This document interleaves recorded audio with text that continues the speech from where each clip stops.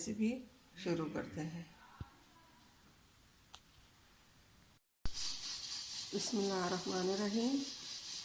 नाज़रीन, हमारी आज की रेसिपी ये है।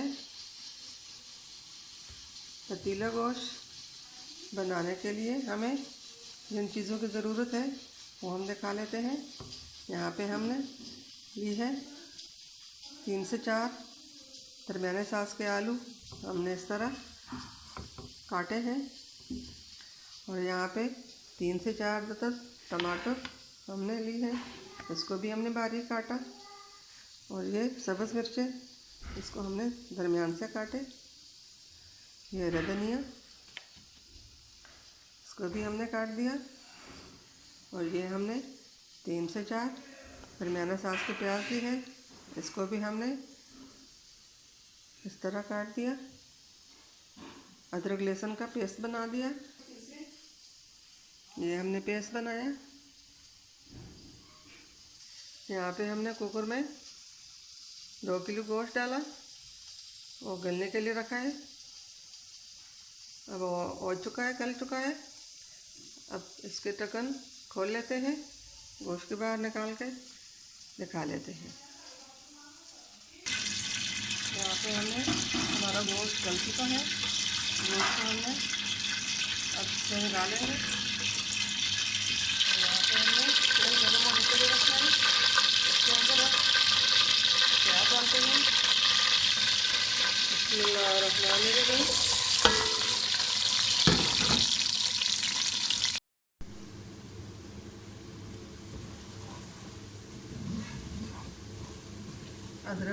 अदरक लहसुन का पेस्ट भी हल्का सा फ्राई हो चुका है। अब इसके अंदर हम ये गोश्त डाल लेते हैं। बिस्मिल्लाहिर्रहमानिर्रहीम।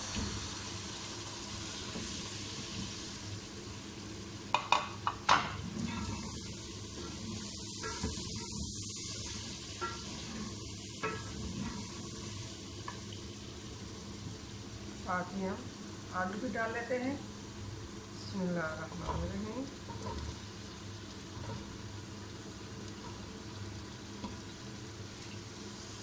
थोड़ा सा पानी हमने डाला। अब ये हम मसाला डालेंगे। आम मसाला जो आसानी से घर में पड़ा होता है, ये वाला मसाला है। नमक 1 चम्मच, हल्दी आधा चम्मच, लाल मिर्च पाउडर आधा चम्मच, जीरा 1 चम्मच।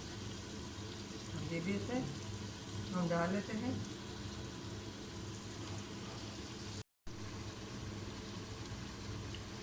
और आलू हमारे फ्राई हो चुके हैं। अब इसके अंदर हम टमाटर डाल लेते हैं। टमाटर, नाज़रीन, गोश्त आलू हमारे गल चुके हैं।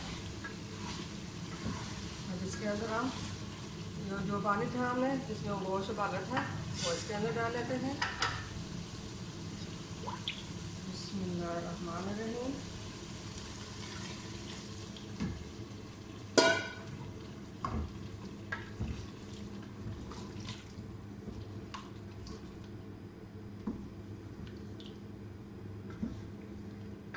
पतीला यानी गोश्त हमारा तैयार हो चुका है।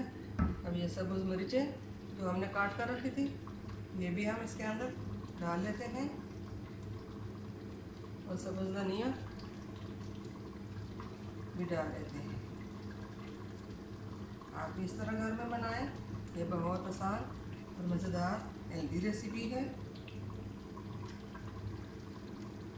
हमारी वीडियो अच्छी लगी तो हमें लाइक करना, सब्सक्राइब करना ना भूलिए।